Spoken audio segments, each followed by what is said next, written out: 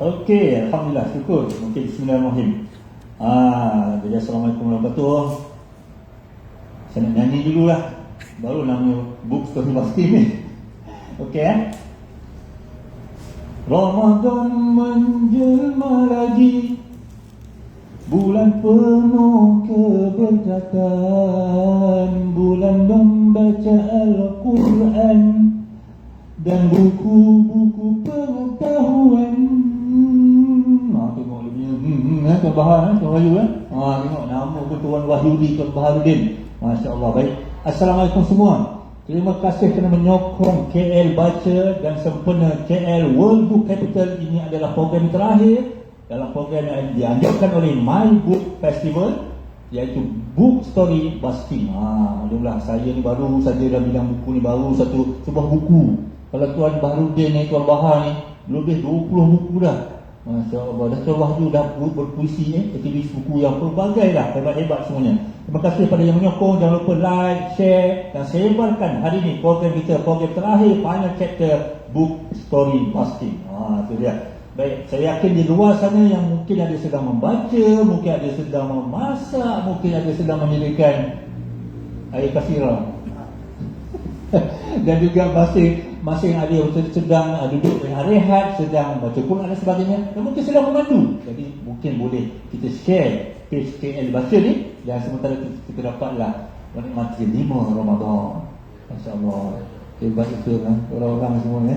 Baik, terima kasih semua yang menyokong. Dan untuk itu saya nak perkenalkan dua orang tetamu kita yang prolific, lagi saintifik, lagi domestik, tapi program ini internasional. Untuk pengetahuan semua, program ini adalah program sempena Kuala Lumpur Ibu Kota Buku. Ibu dunia Kota Buku ni. Lepas ni kita akan pas kepada Iblisi Georgia. Itu satu capital seterusnya. Tapi Iblis dari sana ni kena buru penjara kan. Jadi tak apalah, biarlah. Baik, seterusnya kita akan perkenalkan Tuan Bahar, tuan yang pertama yang akan membacakan novelnya. Tapi sebelum saya perkenalkan dahulu pada mereka yang baru sahaja mengenali, saya ingin memperkenalkan. Tapi pada mereka yang sudah biasa dengan Tuan Baharudin Bekiri ini, sudah menikmati pelbagai novel antaranya adalah Penulis yang Disayang Tuhan, Dunia Ini Sederhana Kecil, dan Di Mana Terangnya Bulan. Boleh kita menentang bulan sampai ke bulan Ramadan ya. Di Mana Terangnya Bulan. Baik. Dan banyak bekerjasama menulis novel dengan tokoh-tokoh dan selebriti seperti Dr. Robiah Ki Hamzah, Dr. Muhayya dan Uncle Kentang. Rupanya Uncle Kentang pun bersama Tuan Bahar okey. Dalam saya dipahamkan biografi motivasi sementara ku di sini. Dia PKP tahun depan. Sementara PKP tahun depan. PKP tahun depan. Dengan Uncle Kentang hebat Tuan Bahar dengan selebriti pun Dan novel yang akan beliau bacakan kali ini adalah sempena tema Ramadan ini. Kita banyak membaca Quran, baca buku-buku dan sebagainya. Tema novel pada kali ini kita pilih novel khas, iaitu Doa Untuk Aku. Jadi apa kata kita dengarkan petikan daripada novel Doa Untuk Aku. Silakan Tuan Bahar. Okey, terima kasih Tuan Jen, terima kasih Tuan Wahyudi, dan terima kasih kepada penganjur Kuala Lumpur World Book Festival. Alhamdulillah, terima kasih semua yang menonton di KL Baca, insyaAllah. Okey, jadi sebelum saya membacakan petikan daripada Doa Untuk Aku ini, saya nak perkenalkan dulu. Ini naskah terbitan pertama. Ini novel ini dah lama dah, tahun 2010. Bayangkan 2010 kalau kita ada anak lahir waktu itu dah kena COVID dah. Tak kena COVID dah. Kadang-kadang dia jadi umur dah. Macam tu lebih kurang Doa Untuk Aku ni. Dan dia pertama terbitan dengan PTS 1. Dan alhamdulillah dia pada tahun 2012 ke 2011 dia dijadikan drama bersiri di TV Al-Hijrah. Tapi ramai tak tahu sebab TV Al-Hijrah kan? TV Al-Hijrah. Kalau masuk TV 3 mungkin orang tahu pun. Tapi sekarang alhamdulillah TV Al-Hijrah pun dah sangat power. Dulu mereka masih ini. Dan doa untuk aku ni akan ditentukan lagi oleh jejak terbiah. Jejak terbiah insyaAllah tahun ni. Dan saya dah kemastikan balik apa benda-benda yang kekurangan di novel doa untuk aku ni. Dan dia ada 2 versi lah. Satu yang PDF punya, yang jejak terbiah tu, ini dia manuskrip yang saya ambil sikit lah. Saya beritahu dulu lah apa sinopsis doa untuk aku ni supaya ramai tahu doa untuk aku ni. Doa untuk aku ni kisah dia, okay, kalau kita tengok kat sini, ini watak dia. Watak dia ni Adli. Adli, mak ayah dia mu'alaf. Dan dia lahir sebagai Islam, tapi oleh sebab waktu tu mak ayah dia mu'alaf, mak ayah dia memang tak tahu banyak pengetahuan tentang Islam, dan mereka waktu itu terus pergi bekerja di sebuah kawasan terpencil pada laman di Sarawak, di Bali, Hulu Bali. Jauh tempat tu. Kena naik feri, kena naik lori balap. Jadi kat kawasan tu pula memang tak ada orang Islam, mereka je, jadi memang tak ada pengetahuan pasal Islam. Cuma Adli ni dia tahu satu perkara. Mak dia ajar dia kata, doa itu adalah satu senjata. Apalagi doa daripada seorang ibu. Adli percaya yang tu je. Jadi setiap kali nak exam ke, ada hal berat-berat ke, Adli akan minta mak dia, mak doakan saya mak. Mak dia pun doakan dia. Alhamdulillah, berkat doa seorang ibu, Adli berjaya dalam pelajaran. Akhirnya tiba satu saat Adli melanjutkan pelajaran di Kochi. Nama tempat tu Universiti Kochi. Universiti Kochi ni kalau cari memang tak jumpa sebab dia ada dalam novel je. Dia ada dalam novel je. Universiti Kochi. Kat situ Adli dia dah besar apa semua, dia segan lah, dia macam tahu dia orang Islam, tapi dia segan nak belajar agama dia, segan nak mempertingkatkan agama dia. Jadi masih taraf tu jugalah. Dan dia cuma percaya tentang doa mak dia. Sehinggalah ada satu hari mak dia meninggal dunia. Adli pun rasa macam apa pun nak buat ni. Kalau orang tanya kenapa dia tak doa sendiri, itulah kan belakang dia Adli ni, dia ni memang saya nak buatkan Adli ni, memang tak tahu pasal agama pun, dia tak pasal yang tu je tadi. Doa mak dia. Tinggal ada kawan dia beritahu dia, kata banyak lagi ni doa orang makbul. Banyak lagi. Ada doa orang berpuasa, doa orang puasa makbul, doa daripada saudara jauh, doa orang yang kita telinganya. Jadi idea Adli tu, dia kata, saya akan cari golongan-golongan ni, nak minta doa dia supaya doakan aku. Itu idea dia.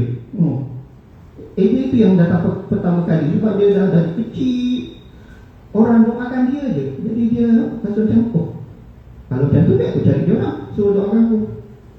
Jadi novel itu berkisah tentang perjalanan Adli mencari doa tu. Dia pergi cari orang-orang yang dia katakan makbul doa dia tu, supaya orang tu doakan dia. Okey. Jadi saya akan bacakan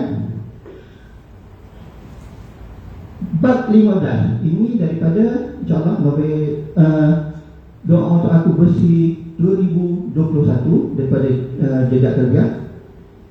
Bab 15. Okey, saya baca. Bismillahirrahmanirrahim. Malam itu langit di Universiti Kochi cerah diterangi bulan yang terbelah.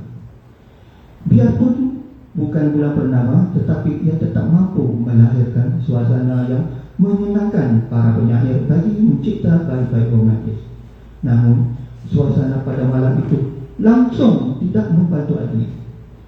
Dia masih duduk diam di sejadah. Sesekali matanya melirik kepada Jeffrey yang duduk di hujung dinding sana, yang masih memejamkan matanya dan mulutnya terkumat kami berzikir. Adli melirik pula jam pada dinding surau. Sudah 30 minit selepas solat isyak.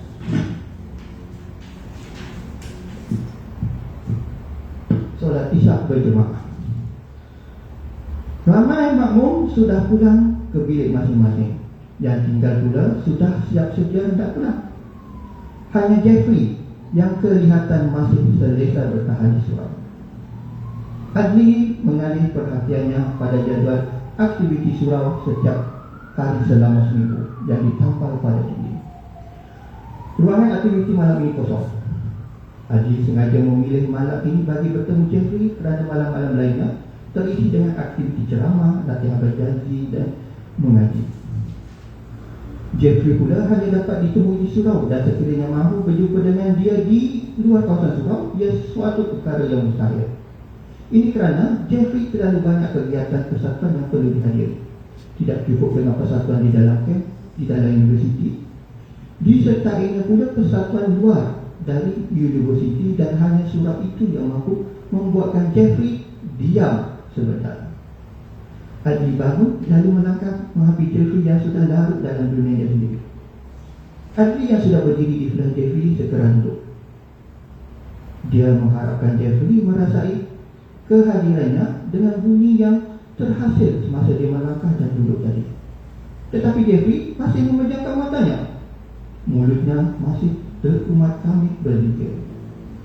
Adli mengambil keputusan mengejutkan Jeffrey daripada zikirnya yang panjang. Perlahan-lahan tangan kanan Adli memegang bahu kiri Jeffrey. Secara otomatik kedua tangan Jeffrey bereaksi lalu mengilas tangan kanan Adli ke belakang. Adli terus tersembang ke lantai bawah. Sakit! Dari Adli. Jeffrey membuka matanya dan terus melepaskan kilasan tangannya dibuatnya kepada Adli. Maaf, saya tak sengaja, kata Jeffrey dan terus membantu kembali mendudukkan Adli yang tersembang tadi. Adli pantas meramah-ramah tangannya yang terkena kilasan Jeffrey. Saya memang patang sentuh baku. Terus saya buat kilasan. Maaf ya, lain kali berilah salam dulu, sambung Jeffrey sambil tersenyum. Adli hanya mengangguk-angguk. Dia pantas menyalahkan dirinya sendiri kerana terlupa sesuatu tentang Jeffrey. Jeffrey adalah jurulatih silat sendeng. Saban petang dia berlatih ataupun melatih pelajar lain teknik dan langkah mempertahankan diri. Dan cara dia memegang bahu Jeffrey tadi sudah termasuk dalam rutin mempertahankan diri. Apabila bahu dipegang musuh, akibatnya kini Adli terpaksa menanggung sakit yang tidak perlu. Mengapa tak balik lagi? Biasa cepat saja balik ke bilik, tanya Jeffrey, cuba menghilangkan rasa bersalah yang datang dalam hati. Bersalah kerana tersalah sasaran. Saya ada perkara yang ditanya berkaitan doa Adli.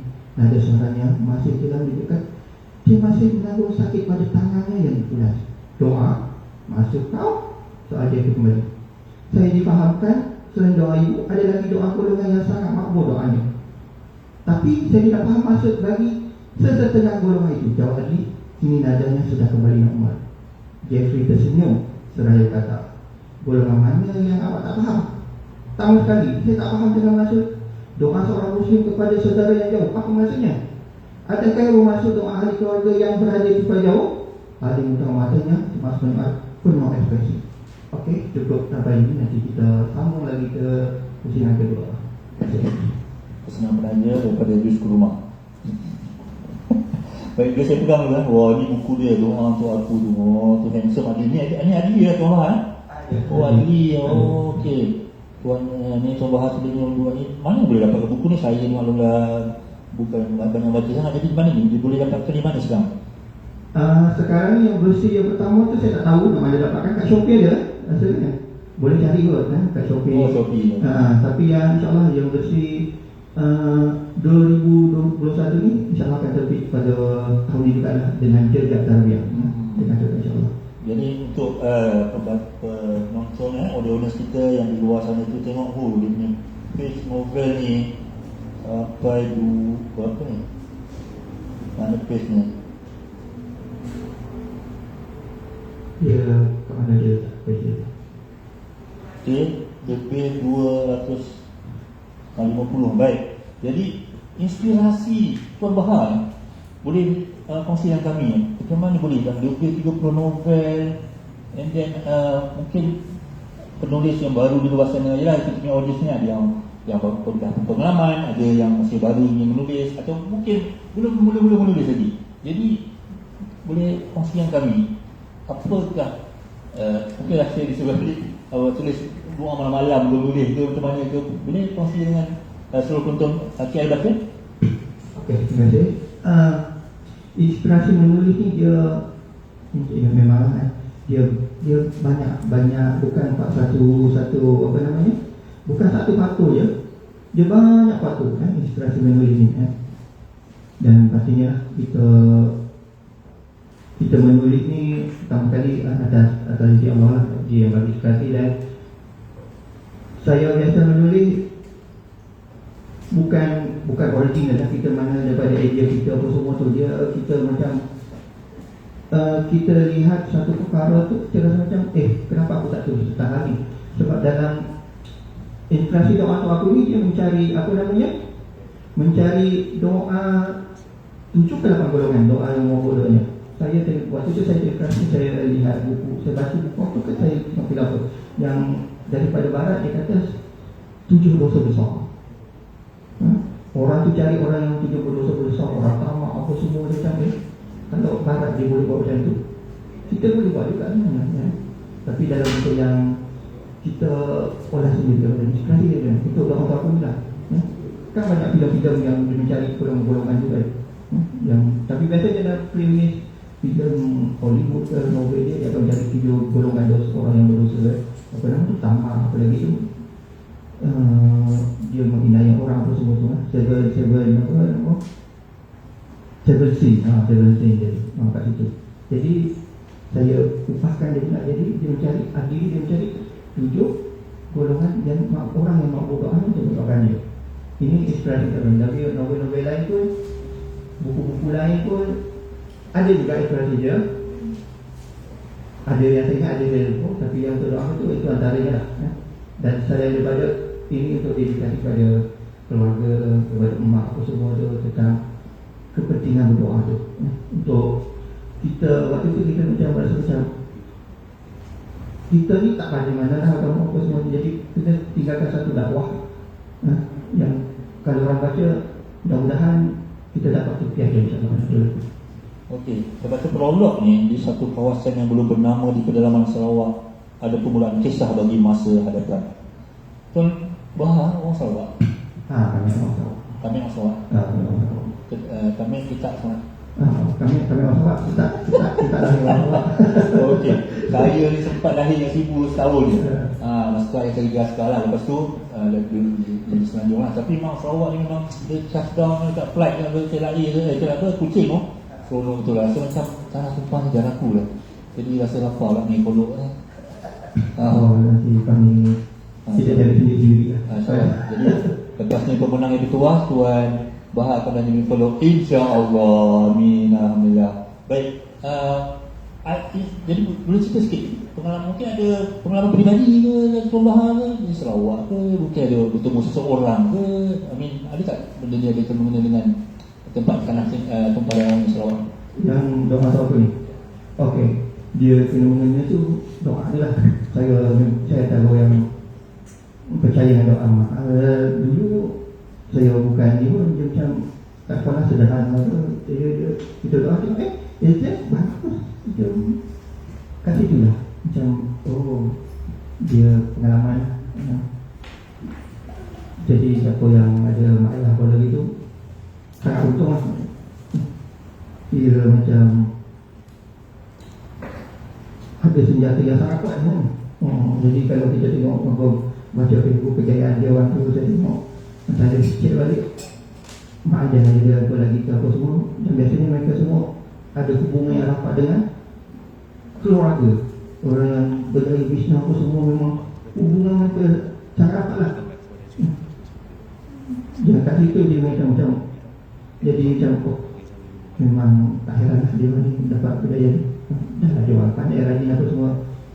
Ada pula pada doa daripada mak ayah, jadi macam mereka berjaya. Itu yang saya biasanya perhatikan di ini lah, apa kalau saya baca tentang kejayaan-kejayaan orang di media sosial apa semua tu.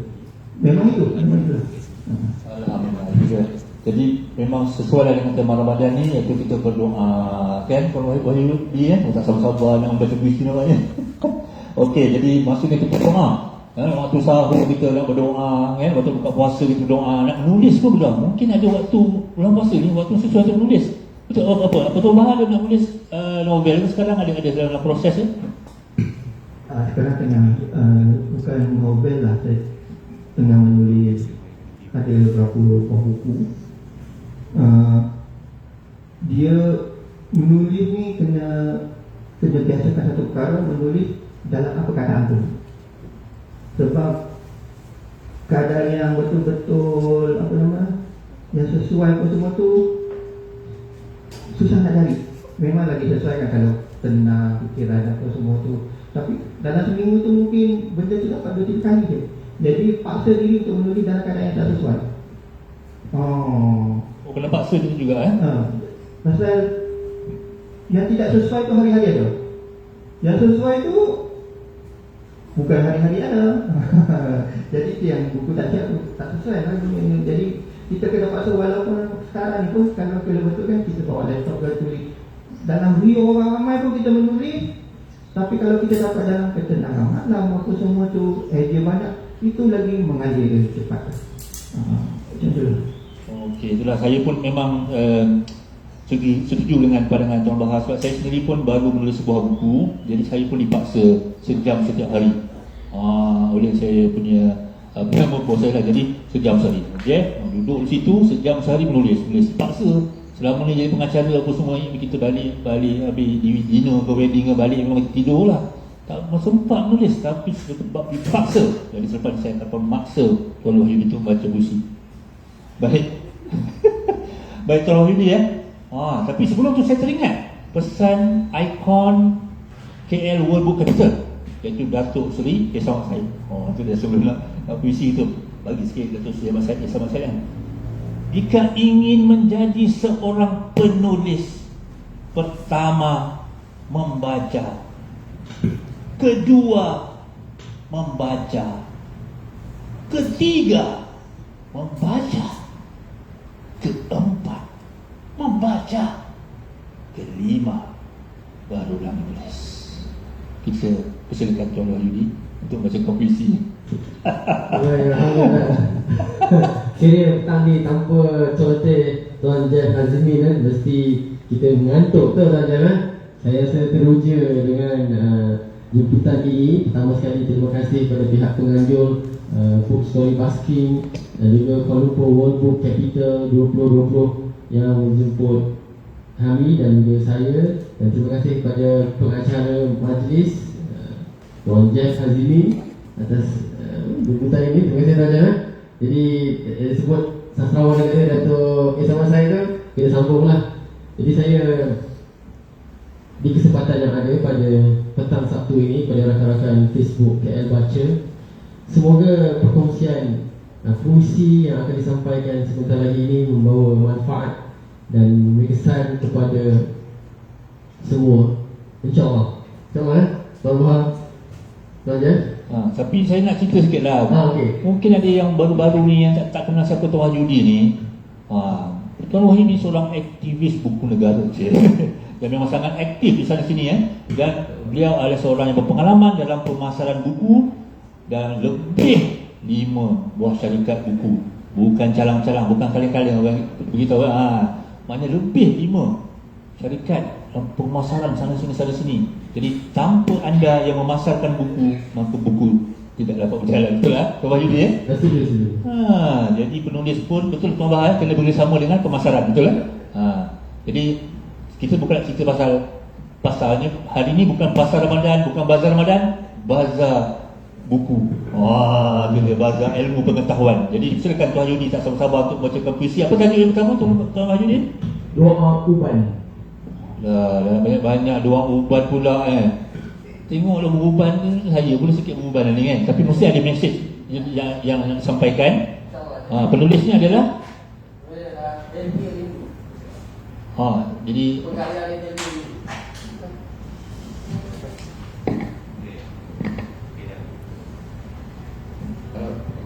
pengkarya ada Helmi Rindu. Tajuk dia Doa Uban. Jadi kesempatan ruang yang ada ini, Tuan Jeff Hazimi macam nak tak sabar-sabar nak dengar kan? Tak sabar-sabar lah, sebab saya memang minat puisi. InsyaAllah semoga bermanfaat. Doa Uban, pengkarya Helmi Rindu dari Kuala Terengganu. Semoga kejadian ini akan bermula segala selesai di hati dan di akal. Akal yang kuat, lemahmu semakin dekat. Akal yang sihat, sakitmu semakin dekat. Akal yang muda, buatmu semakin dekat.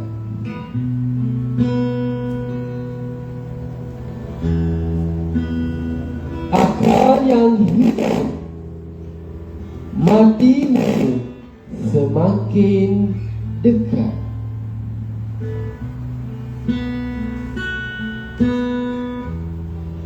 Semoga kejadian ini akan berakar lagi amalan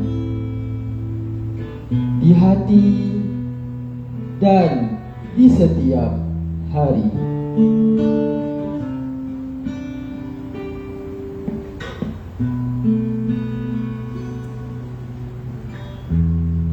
Hari yang masih membuka segala pintu harapan.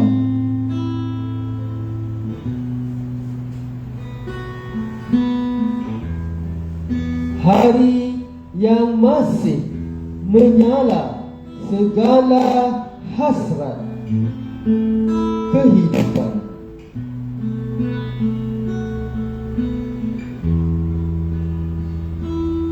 Itu dia doa uban daripada pengkaryanya Helmi Rindu.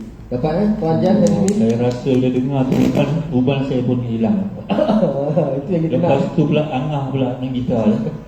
Saya tengok Angah main uban makin tumbuh. Okey. Baik. Tapi masuk slide sebab tema katanya Ramadan doa untuk aku, doa uban. Jadi sebenarnya Tuan Wahyudi apa mungkin ada dia kata peribadi personal lah, peribadi sikit. Ramadan tahun ni apa mungkin ada yang dekat di hati ke, macam mana itu berbeza dengan tahun Ramadan sebelum ini? Mungkin boleh lah kongsi dengan penonton KI Baca. Baik Tuan Jeff Hazimin, saya tertarik dengan cerita doa untuk aku dan Tuan Bahar tadi. Bila ada bahagian yang itu 7 golongan yang doanya diterima kan? Yang makbul antaranya doa ibu. Jadi atas tema doa untuk aku pada petang ni Tuan Jeff kan. Jadi saya rasa bukan hanya untuk penonton tapi untuk mengingatkan diri sendiri juga bahawa kita ini semua akan menghampiri satu zaman apa berumur, warga emas, warga kadang-kadang tak cukup emas pun dah keluar uban kan. Tapi dengan bertepatan puisi doa uban ni sekaligus mengingatkan saya yang mana Ramadan ini gunakanlah sebaik mungkin untuk kita beramal. Mungkin Ramadan yang terakhir ataupun dengan doa-doa yang ada bersama rakan-rakan yang mulia-mulia petang ni, yang baik-baik kan, mana tahu yang soleh-soleh ni kan, penonton yang soleh-soleh yang budiman di Facebook ini mendoakan segalanya yang baik-baik buat seluruh rakyat Malaysia. Semoga amalan membaca itu Iqra', wahyu yang pertama Nabi Muhammad SAW menerima, iaitu bacalah. Semoga amalan dan budaya membaca ini bukan hanya ketika Kuala Lumpur menjadi ibu kota dunia buku, tapi budaya membaca, tabiat masyarakat ini perlu dipertingkatkan dan dilestarikan lebih mantap lagi. Jadi Ramadan ini semoga kita bukan hanya nak membaca Al-Quran, nak membaca puisi, membaca buku, tetapi saya rasa Ramadan kali ini lebih bermakna bersama dengan keluarga-keluarga, dengan anak-anak, keluarga, isteri tersayang dan terutama kawan-kawan. Pandemik ini buat kita tak bertemu tahun lepas, tapi cukup bermakna Ramadan ini dapat bertemu rakan-rakan buku, peminat-peminat buku, penulis, terutamanya penulis buku Air Liuk Emas di Tuan Jeff Hazimin. Saya kena dapatkan buku beliau. Sebab saya pun nak belajar macam mana teknik pengacaraan. Lain nak cerita dia. Amboi, promote kan. Tapi yang saya syukur ni sebab kita tadi Ramadan ini kan, mana berbeza pada Ramadan yang lepas-lepas, mana kita cuba yang menjadi yang terbaik. Betul. Jadi penyanyi untuk Ramadan ini pun dia tiba dekat datang. Dia punya Wahyu, Tuan Wahyudi, Tuan Wahyu kan. Tiba-tiba dia datang pula cerita Ramadan ni kan. Dia memang dia chemistry kan. Tuan Wahyu bulan Tuan Wahyu ni bulan Ramadan lah. Saya teringat lagi lagu nasihat. Terbuka luas kubah langit dia malam Ramadan al-Muharram. Aku dah lupa. Nak cerita bahawa sebelum bulan Ramadan ini adalah turunnya Al-Quran. Berapa banyak buku, kitab, Wahyu yang pertama. Tapi kali ini saya terminat dengan Tuan Izzah. Yang itu Wahyu pertama, Wahyu Agung kan. Tapi yang jadi lagu lain pula, lagu Ramadan ini. Jadi alhamdulillah, Angah pun ada, Tuan Izzah pun ada. Jadi terima kasih Tuan Izzah dapat bersama kami. Saya dipahamkan tu dia. Sibuk sangatlah show sana sini Tuan Izzah. Apa khabar Tuan Izzah? Assalamualaikum, salam Ramadan. Dan setiap orang mulut masuk dalam jangan. Waalaikumsalam warahmatullahi wabarakatuh. Tak biasa pakai shield ni. Dia ada face shield ni banyak menghalang kita daripada berbuka sekarang. Ya betul lah. Betul. Saya percaya. Anak puasa kan? Alhamdulillah, masya Allah soleh yang buku dalam Ramadan ni dia terpancar sinar. Cara petik kita pun ada orang puasa. Okey. Jadi Tuan Izzah di Bali ada hari kumpulan nasihat. Ni hanya sekarang lihatlah hati. Itu dia Jadi ini bukan kumpulan hat bukan juara kumpulan musikal lawak semesta bukan Bukan. Allah sayang semua. Tak boleh tipu suara. Allah sayang semua. Baik Tuan Izzah, jadi kita nak dengarkan lagu istimewa itu Ramadan ini. Kita terangkan tentang lagu ini dan juga berkongsi dengan audiens KL Baca. Terima kasih Tuan Izzah. Okey, terima kasih Tuan Jeff kita. Siapa tak kenal Jeff Azimin Begitu juga dengan dua panel kita. Terima kasih banyak kerana nampak tadi macam pusing-pusing roundabout sementara tunggu saya sampai. Saya pun tengah pusing-pusing roundabout juga sendiri. Dan alhamdulillah pada petang ni saya sendiri sebenarnya rasa bersyukur sebab dapat bersama-sama dalam satu program yang sebenarnya sangat-sangat saya harapkan untuk bersama. Kerana kekuatan kita dekat sini adalah masing-masing ada peranannya dalam penulisan. Kalau tadi saya sebut pasal Ramadan ini, tapi saya nak mula dengan selawat lah, boleh kan? Boleh kan? So ingat halo terima kita petang ni, selawat atasmu. Selawat atasmu.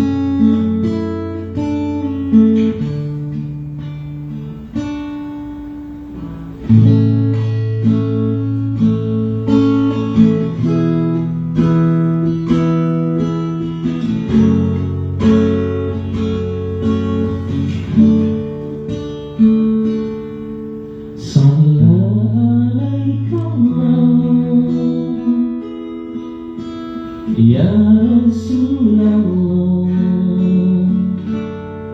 sallallahu ala Rasulillah Muhammad Mustafa.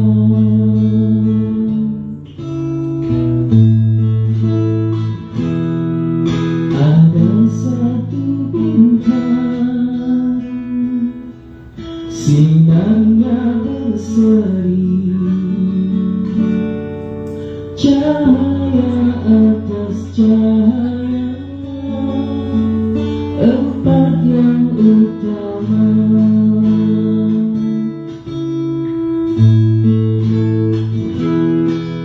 Sallallahu ya Rasulullah, sallallahu Rasulillah Muhammad Mustafa.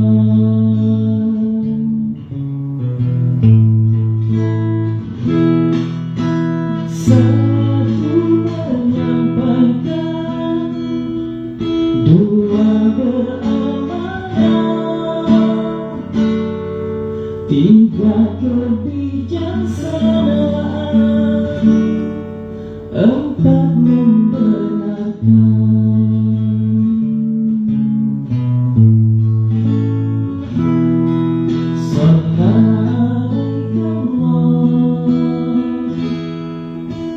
Ya Rasulullah,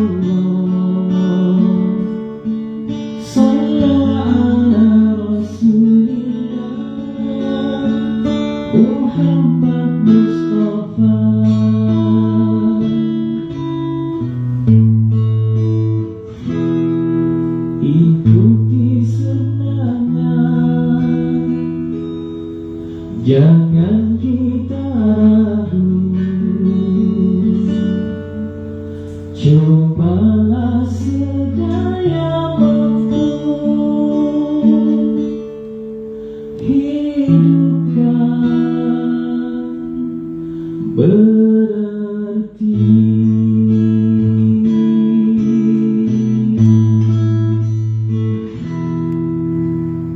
Terima kasih. Hai, rasa sejuk ibu mengandung. Okey, Angah, saya rasa inspirasi dalam main sekali dengan Izah ya. Jadi hari doa itu semua kan. Jadi sekarang ni sebenarnya waktu masih belum berbuka puasa, tapi di Georgia mungkin berbuka puasa lah. Sebab selepas ini untuk pengetahuan semua, yang ibu kota ini buku akan beralih ke Tbilisi, ke Georgia. Jadi sama buka puasa di sana lah. Ya. Jadi kita sekarang sedang menanti Jus Kasirah lah. Saya mau nyanyi Mahau juga ni Tuan Zah. Tuan Wahyu. Macam saya Tuan Wahyu ni. Okey. Kalau tadi kita dengar mungkin menyanyi kan, lagu dan selawat sebagainya kan. Oh tak ada kalah ni. Dan puisi yang kedua ni. Rasa nak selawat je tadi. Selawat je kan. Jadi Allahumma salli ala Muhammad. Baik. Tuan Wahyu, yang kedua ni apa pula ni puisi yang kedua ni? Saya tengok ni tadi doa uban. Yang ni pula doa apa pula ni? Doa bagi kita balik doa rambut. Oh ya, tuan Jan tadi. Seterusnya doa, okey. Puisi seterusnya berjudul Dalam Doaku. Oh, dalam doaku doa lagi selawat, doa selawat. Yang kita lah Ramadan ni. Memang kita digalakkan untuk sentiasa berdoa. Tapi yang Tuan Wahyu ni mungkin ada doa-doa tertentu yang Tuan hati betul lah. Tahun ni ada something yang mungkin secara personal lah nak kongsi ke. Ada tak sesuatu yang ingin diinginkan di hati? Ada? Ada, insyaAllah. Doa nak menunaikan ibadah haji. Masya Allah, Semoga dimudahkan. Amin, amin. Kita doakan semua amin. Ya, jadi apa nama haji tu insya-Allah, mana tahu kepada yang penonton, mana tahu tuan-tuan ada kuota haji kan. Jadi bagilah kami semua insya-Allah amin. Doa makbul dalam Ramadan ni. Jadi aminkan saja Tuan. Dan juga saya fahamkan daripada puisi Sapagi Joko Damono Indonesia Pak. Ya, Indonesia. Iya Pak. Jadi ini KL World Book Capital. Jadi Jakarta tunggu ya. Nanti tahun ini bagi Kuala Lumpur dulu menjadi ibu kotanya. Ya. Jadi boleh terangkan sedikit kenapa memilih Dalam Doaku? Baiklah. Pertama sekali penulis puisi ini merupakan antara pemenang Searight Award Thailand tahun 1986. Dia antara yang terkenal lah di Indonesia. Dan beliau juga penulis ini Sapagi Joko Damono ni juga pernah menerima anugerah puisi putera dengan latar belakang sebelum ringkas ni oleh Malaysia pernah beri anugerah kepada beliau pada tahun 1984 silap, iaitu hadiah puisi betul 1984 puisi putera dari Malaysia. Jadi memang dia berlaku suruh lah. 2012 anugerah penghargaan dari Akademi Jakarta untuk pencapaian di bidang kebudayaan tahun 2003. Jadi saya memilih Dalam Doaku ini, puisi ini adalah bersesuaian dengan amalan kita yang kita perlu sentiasa berdoa. Jadi bila saya menghayati apa yang ada dalam puisi ini adalah beliau ingin menyampaikan rasa doa itu kepada sahabat-sahabat beliau, kepada teman beliau. Jadi saya rasa kenalah dengan Ramadan yang mulia ini dan kita pun nak berdoa, sentiasa berdoa. Jadi inilah puisinya. Saya bacakan ya. Silakan diri sendiri. Saya bacakan ya. Mana semangat betul lah. Ini kalau berdiri ni cuma duduk ni kan. Takut juga, takut berdiri. Nanti malam bulan dengan berdiri aja tengok kan. Okey, sila Tuan Wahyu. Baik. Dalam Doaku, karya Sapagi Joko Damono. Dalam doaku, subuh ini kau menjelma langit yang semalaman tak memejamkan mata, yang meluas bening siap menerima cahaya petang, yang melengkung bening kerana akan menerima suara-suara.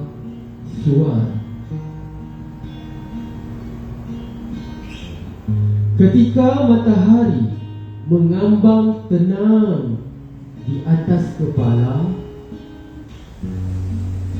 dalam doaku kau menjelma pucuk-pucuk cemara yang hijau senantiasa, yang tak henti-hentinya mengajukan pertanyaan muskil kepada angin yang mendesau entah dari mana.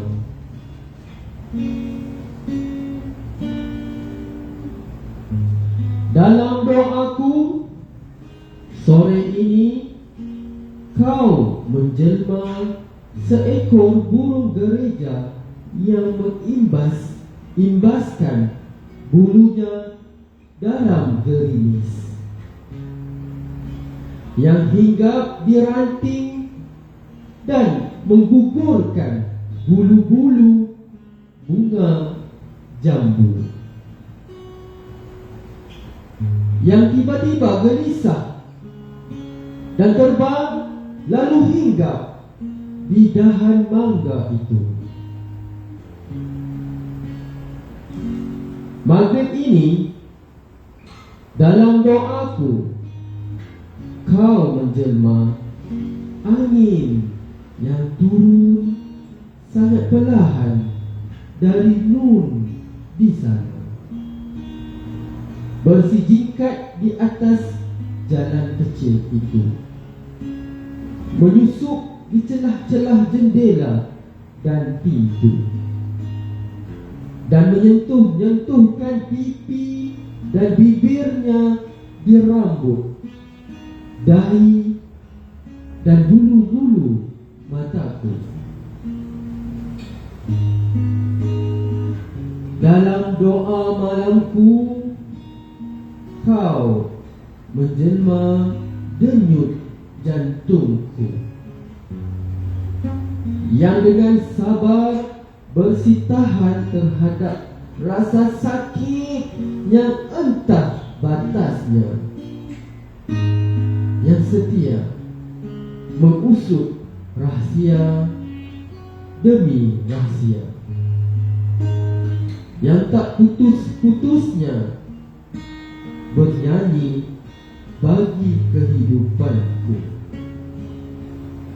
Aku mencintaimu. Itu sebabnya aku takkan pernah selesai mendoakan keselamatanmu. Itu dia, doa dalam doa. Terima kasih. Dapat rasa? Johan baca puisi dunia. Calon-calon Johan baca.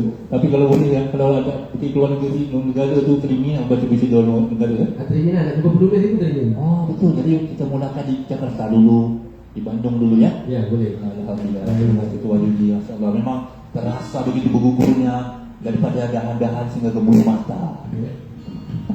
InsyaAllah. Masya-Allah. Ya betul-betul Ramadan ni memang sedap dengan puisi ya. Jadi memang di rumah sendiri memang berpuisi dengan keluarga apa. Oh tak adalah, kita anak-anak kan terdidik juga kadang-kadang. Tapi tahu ada ni tak menulis puisi ke di tengah-tengah kesenggangan masa tu? Sekarang tak. Masa zaman campus tu adalah luahan rasa. Luahan rasa. Nak meluahkan tapi tak terasa. Luahan kita rasa. Jadi dapat baca puisi yang lain pun boleh hari lah kan? Boleh lah, insyaAllah. Yang penting mesej sampai. Kita menusuk ke kalbu. Jadi Tuan Izzahar untuk maklumat kepada semua audiens, bukan sahaja perunding latihan motivasi dia, tapi aktivis Sanjak dan Busana Melayu. Masya Allah, betul di atas kepala hujung rambut sehingga ke kasut. Memang aktivis betul lah. Jadi boleh berkongsi dengan Dr. Kia baca cuba sedikit tentang busana Melayu tanjaknya, aktivitinya. Ya, saya selain daripada terlibat dengan bidang seni suara ni lah, nyanyian sebagainya, juga terlibat dengan motivasi. Saya ada saya punya konsultan untuk motivasi saya, dan saya dinamakan dia sebagai adventure. Art itu adalah seni. So art tu sebenarnya ialah singkatan untuk archery, rhythm and tradition. So maknanya tiga benda ni saya angkat, memanah, dan juga rhythm tu adalah irama tu sendiri, dan juga tradition tu adalah tradisi lah. So tradisinya adalah saya juga pembuat tanjak, dan bersama-sama menghidupkan busana Melayu kita. Hari ni tak pakai full je, sebenarnya cadangnya nak pakai full tadi kan, bagi keluar hari tak jadi pula, risau pula, takut nanti disalah tafsir kan. Sebab ada program yang lain. Jadi insyaAllah nanti bila-bila bolehlah kita berbusana dan juga bertanjak insyaAllah. Dan daripada tanjak dan juga busana ni sebenarnya dia adalah seni dan juga cabang daripada seni-seni yang ada tentang peribadi kita lah. Kalau penulisan sebenarnya nak mengangkat peribadi kita sebagai penulis tu, apatah lagi kita di Malaysia ni ada tulisan-tulisan tertentu yang kita boleh angkat untuk mengetengahkan budaya cerita Malaysia itu sendiri. Barangkali saya tak pernah menulis lagi, belum terhasil lagi, tapi saya ingat begitu. Dan begitu juga baik-baik daripada syair, sajak, pantun dan sebagainya. Itu juga adalah tradisi yang mengangkat sebenarnya jati diri kita. So harapan kita adalah koligrasi kita ini sebenarnya nak beritahu bahawa tulis ataupun kolam ataupun pena itu sebenarnya sangat luas, dan semua berperanan untuk bersama-sama dalam orang kata kek yang sama. Tapi hari ini kek juga ada Saya kena bagi gambaran yang macam tu baru nampak seronok sikit. Saya rasa Saya nak suruh air sirap dia tapi tak ada. kek ni saya pun suka tu sikit lah. Tuan Wahyu, ini kek apa? Kek pisang. Tuan Bahar? Yang orang bagi tu saya suka. Jadi Kek free lah ni. Jadi insyaAllah tak lama lagi selepas habis ni kita akan ditanya kek lah oleh sesiapa yang ingin mengaja. Boleh beri kami terus ke kafe anda dan kami akan promote kafe anda, kek anda. Benda usaha saya sendiri pun kalau untuk makluman audience KL Baca, saya sendiri pun ada menempah tanjak yang dinamakan mahkota alam. Bila pengacara majlis kahwin ke wedding ke dinner, pakai tanjak tu memang terasa betul dia punya mahkota alam. Macam menguasai acara tu. Ana punya, jadi boleh kami nak tahu tak? Nak baca, kami nak baca lah, saya boleh bagi buku. Nak baca juga, nak baca alam. Mungkin apa? Tadi tanjak mahkota alam. Nak baca juga apa yang konsep tema tanjak saudara Izhar kan juga nak. Itulah kalau baru pertama kali tempah dia tak perasan lah. Sebenarnya dua-dua ni juga adalah tanjak mahkota alam. Tanjak mahkota alam. Tanjak mahkota alam ni adalah tanjak warisan, tanjak lama yang dia mengetengahkan satu falsafah bahawa mahkota alam ni disandarkan kepada orang yang berilmu dan menguasai ilmu tu dengan komunikasi yang baik. Dia menguasai dua alam, iaitu alam yang nampak dan alam yang sebaliknya. Kita ada aura kan, so maknanya bila kita memakai tanjak mahkota alam ni, kita nak bawa diri kita sebagai seorang yang dikenali ada ilmu dan kita ada komunikasi yang baik yang boleh maknanya mengawal semua orang. Itu kita harap macam tu lah. Jadi kalau tengok Tuan Wahyudi ni, dia pun puisi juga ni. Rasa-rasanya dia sesuai tanjak mahkota alam ke tanjak jenai alam, seri alam ke apa? Daripada segmen dia ada tanjak-tanjak tertentu yang saya rasa sesuai. Daripada segmen dia tu. Alhamdulillah kan, kita baca scan kan. Kalau Tuan Bahar pula seorang penulis, apa yang tanjak sesuai tu? Tuan Bahar ni kita kena tengok scan lama sikit, buang punya topi tu sikit, lepas tu baru nampak. Kerana bulat wajah dia tu ada tanjak yang sesuai untuk nak bagi dia punya wajah tu bagi manisnya tu nampak gah sikit. Sebab muka dia manis. Mana boleh spera-spera juga. Boleh bulat. InsyaAllah. Dia orang Sarawak ni mungkin ada motif Sarawak ni kita sesuaikan lah. Ni salah satu daripadanya motif-motif yang ada. Salah satu daripada motif. Jadi ada jangan silap channel. Ini bukan channel tanjak dan busana, tapi channel KL Baca. Kita membaca bukan sahaja dari buku, tapi baca daripada alam. Tengok ni nak lawan tu hari ni puisi ni. Tuan Bahar, nampak gayanya peminat punya Tuan Bahar ni yang 30 novel macam-macam, nak dengar lagi petikan-petikan setengah daripada doa untuk aku ni. Boleh berkongsi dengan kami lagi? Boleh. Bismillahirrahmanirrahim. Sebelum tu saya nak kongsi lah yang penerbitan doa untuk aku ni sebenarnya waktu mula-mula nak terbit tu tahun 2010 tu dia ada kelompongan pada segmen novel remaja yang ada sama ada buku kanak-kanak ataupun terus buku cerita-cerita tu semua. Jadi dia macam novel remaja waktu tu memang tak ada lagi jadi PDF, dia ambil inisiatif kata kita kena tulis satu novel yang macam ciklik sikit apa semua ke, tapi versi Islami apa semua, tapi untuk remaja. Jadi cabaran tu dia bagi kat semua orang, saya ambillah cabaran tu untuk tulis doa-doa tu. Dia tulis untuk remaja, tapi yang bacanya waktu juga. Kan remaja, Orang tua yang berjiwa remaja. orang tua berjiwa remaja. Tapi sebenarnya kita semua masih lagi gitu, orang kan bertenaga, berremaja kan, berremaja kan, baca kan, bersemangat ya. Silakan. Okey, saya sambung yang tadi. Doa masuk awak soal jahil kembali. Saya difahamkan selain doa ibu ada lagi doa golongan yang sangat makbul doanya. Tapi saya tak faham maksud bagi sesetengah golongan itu. Jawab lagi. Kini nada suaranya sudah kembali normal. Jeffrey tersenyum seraya berkata, golongan mana yang awak tak faham? Pertama sekali saya tak faham dengan maksud doa seorang Muslim kepada saudaranya yang jauh. Apa maksudnya? Adakah ia bermaksud doa ahli keluarga yang berada di tempat yang jauh? Adli membentangkan matanya semasa menyoal. Wajah penuh ekspresi. Awak perlu faham maksud perkataan saudara dalam Islam. Abu Darda merekodkan Nabi Muhammad SAW bersabda, tidaklah seorang Muslim berdoa untuk saudaranya yang tidak ada di hadapannya, maka malaikat yang ditugaskan kepadanya berkata, amin dan bagimu seperti yang kamu doakan. Perkataan saudara di sini bukan sahaja bermaksud ahli keluarga, tetapi semua orang yang beragama Islam. Misalnya kita berdua, kita tidak ada ikatan kekeluargaan, tetapi dalam Islam kita bersaudara, saudara seagama. Jadi berkenaan doa seorang Muslim kepada saudaranya yang jauh itu bermaksud ia doa saudara seagama.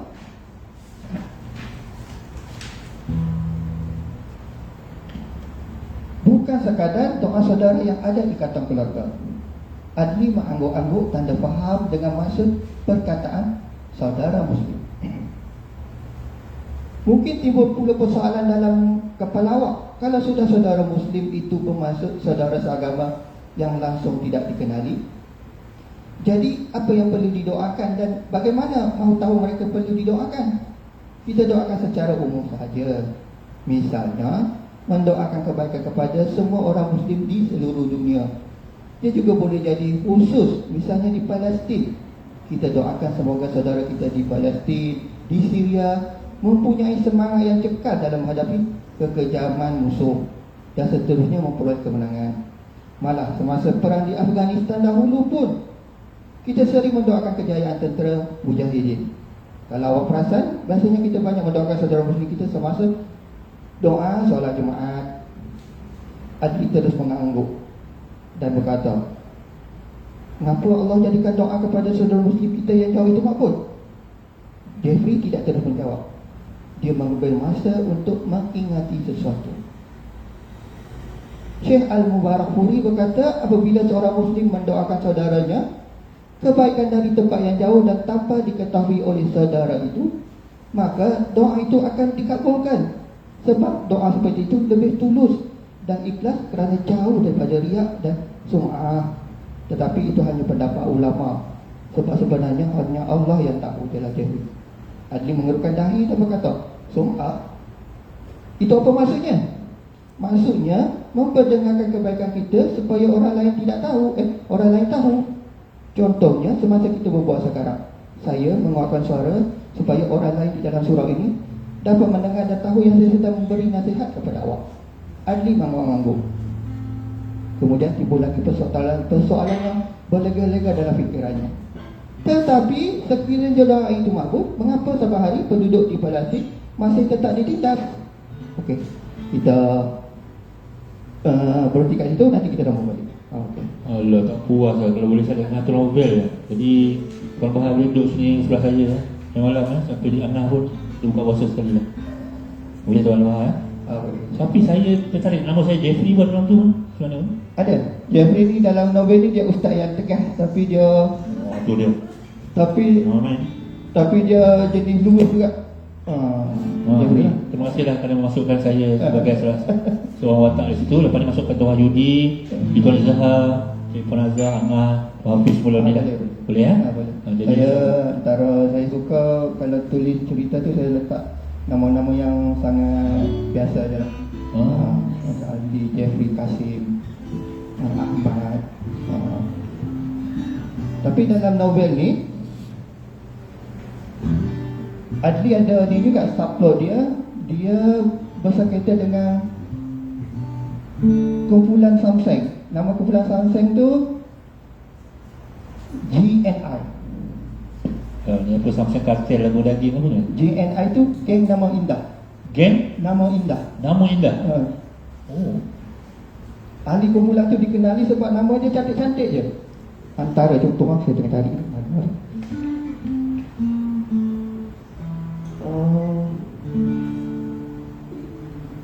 Saya dah lupa mana yang ni. Tapi Geng ke-18 dah edit dah. Dah hilang namanya. Tapi geng ni, mereka ni apa sekumpulan apa sebenarnya? Mereka betul merancang sesuatu, scammer ke apa ke, apa mereka apa? Merancang apa? dia geng macam mafia lah, geng jenayah terancam. Dan mereka ingatkan Adli dan kawan-kawan ni, dia terbuat silap sikit. Dia ingatkan Adli dan kawan-kawan ni dia cuba mencabar kekuatan geng nama indah ni tadi. Geng nama indah ni antara yang ni kat sini nama ni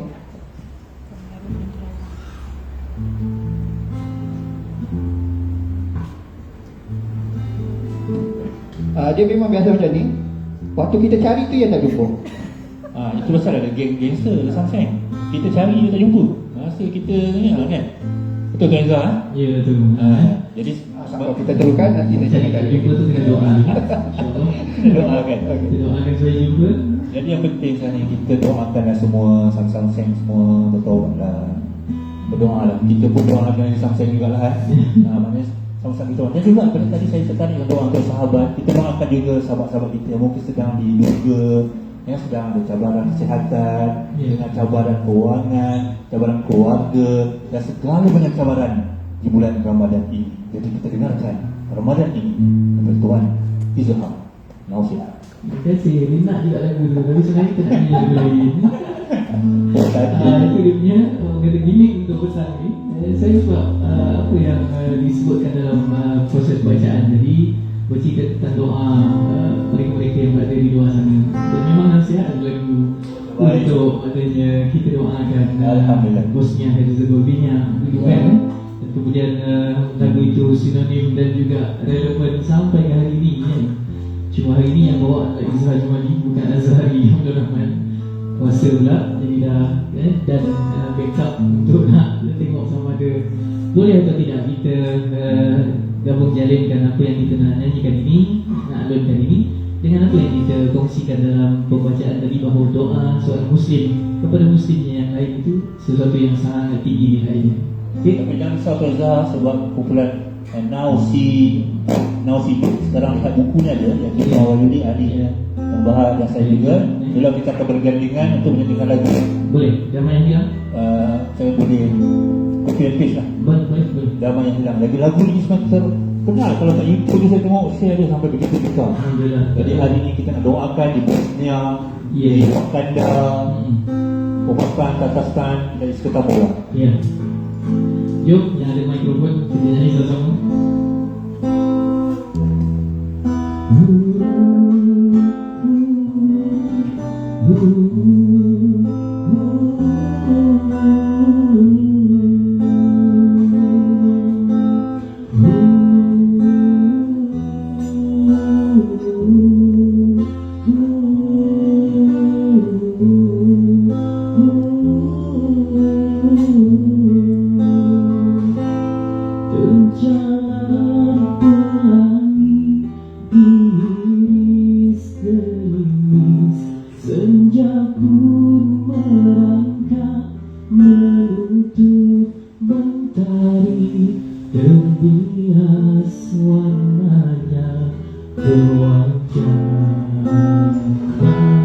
lagu kedamaian, tiada kebenaran, bumi yang merekah disirami darah, kemelut melanda, tiada kesudahan, kemusnahan, bermahala jalela yang lemah menjadi mangsa.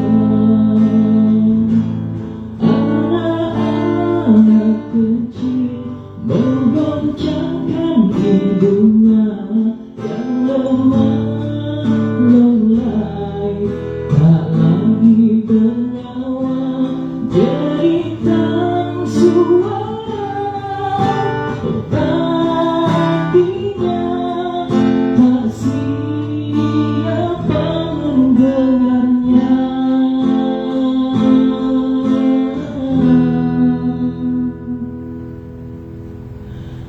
Tergadai kemaluan oleh janji-janji, terbayarkan dengan nyawa dan darah, soalan yang tiada jawaban. Kemanusiaan telah lama hilang, ini yang tinggal hanya ketakutan, musnah kasih sayang dan persaudaraan, tandus akhlak dan keimanan menyemai persengketaan. Anak kecil menggoncangkan hidungnya yang lemah lelai, tak lagi bernyawa, jeritan suara hatinya tak siapa mendengarnya.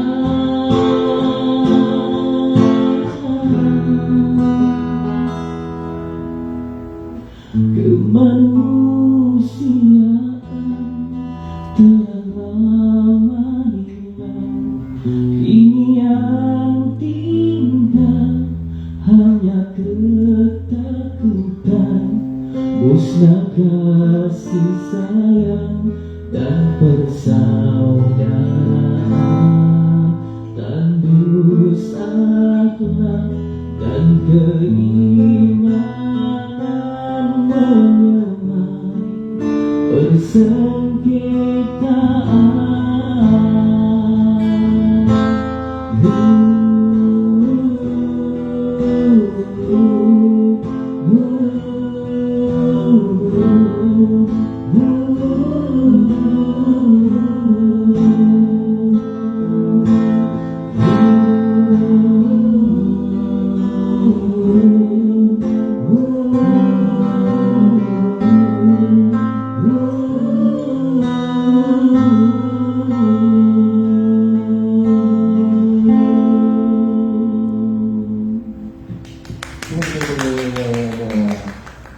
Kami terpana sampai kami dapat anak ikut. Itu dia. Itu jalan selamat bijak. Tapi kita kami kata bahawa lagu ni memang memberi satu impak pada, dan saya pun nampak ramai-ramai yang infak pada bulan Ramadan ni, Tuan Izhar, Tuan Bahar dan Tuan Wahyudi, iaitu bulan saya tengok ramai infak Ramadan di sana sini, sama ada secara zahir atau tersembunyi. Dia masing-masing ada infak, antaranya infak makanan, ada infak hartanya, sedekah, dan juga ada juga menginfak ilmu. Betul tak Izhar? Maknanya bukan setakat infak buka puasa, infak ilmu pun. Jadi kita semoga apa yang kita buat hari ini pun menginfak paling ada. Ya betul. Jadi maknanya maknanya macam tu. Jadi bulan Ramadan ni kita menginfakkan pelbagai, saya hormat dan respect kepada mereka di luar sana ni, tak kira sahu ke, bawa sarau ke, macam-macam lah yang menginfakkan. Dan semoga tuan-tuan juga yang menginfakkan buku-buku yang mewakafkan buku pun, kami ucapkan terima kasih banyak. Jadi waktu inilah waktu yang orang kata apa, kita double upgrade. Jadi apa pandangan Tuan Izzah tentang upgrade diri dalam bulan Ramadan? Ya, memang kalau kita tengokkan sebenarnya Ramadan ada momentum motivasi yang sangat besar untuk kita melakukan kebaikan kan. Kalau katakanlah kalau buku dan sebagainya, bila kita baca sesuatu tu dan kita nak dapatkan buku tu, contohnya yang kita bacakan pada petang ini, kalau disebut ada beli ni dapat ini percuma, dapat ini percuma, dapat ini tambahan, maka nanti ramai orang yang akan mula nak dapatkan.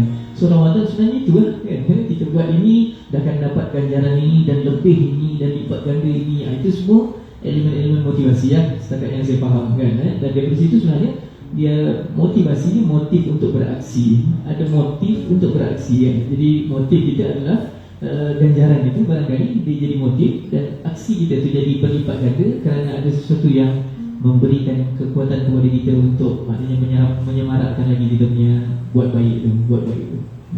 Dan dalam masa yang sama memang saya yakin di luar sana yang merindui buku, betul tak Wahidi sebab ramai yang waktu ni waktu refleksi, waktu kita bertenang-tenang dan juga mungkin waktu kita nak privacy dan sebagainya kan, ada rehat. Jadi waktu ni dah akan sesuai selain daripada kitab agung Al-Quran Karim, buku-buku dalam pengetahuan kita ibas kembali. Mungkin kita tengok dalam rak buku kita dah lama kita tak baca kan. Jadi merindui buku. Jadi Tuan Wahidi, saya dikabarkan akan membaca puisi, merindui buku. Jadi Tuan Wahidi memang merindui buku-buku tertentu. Ada tak buku-buku yang memang dirindui?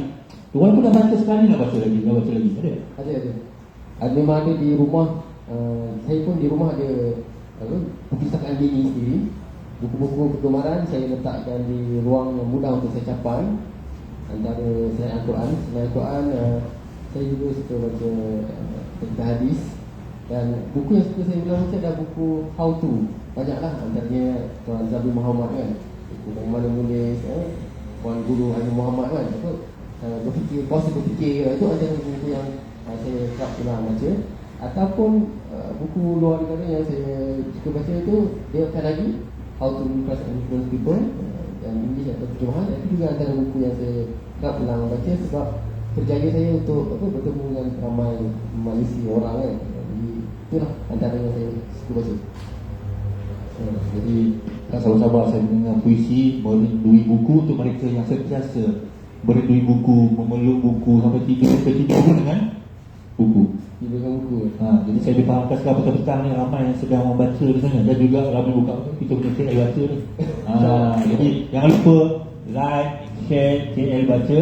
Semoga sebab ni last kali dia punya final chapter ni betul Tuan Wahidi Ya betul. Dah final chapter nak habis dah dalam terima kasih menyokong daripada awal sehingga sekarang. Dan sekarang merindui buku. Jadi I miss you so much my book. Okey, silakan. Sebab setiap daripada diri kita ni adalah ada buku yang tersendiri, pengalaman yang tersendiri, jadi perlu dibukukan, perlu ditulis dan dibukukan. Itulah saya dengar Tuan Izzah pun memang dah tak lama lagi insya-Allah akan menulis tu. Saya tengok dia punya semangat dia buku betul-betul Tuan Izzah. Jadi cuba share. Tak bagi saya langsung memang betul. Saya sebenarnya bila terlibat dengan penulis-penulis hebat ni banyak tahun dah, daripada beberapa tahun.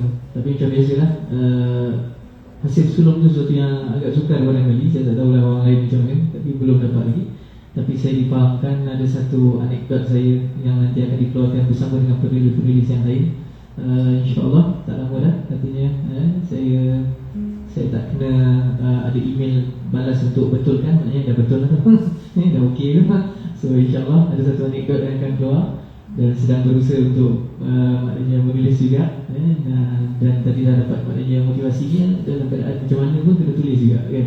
Kita selalu nak cari kondisi kita tu kan, waktu yang paling kata best untuk menulis dan sebagainya. Rupanya tak ada waktu best tu. Kita kena bestkan waktu.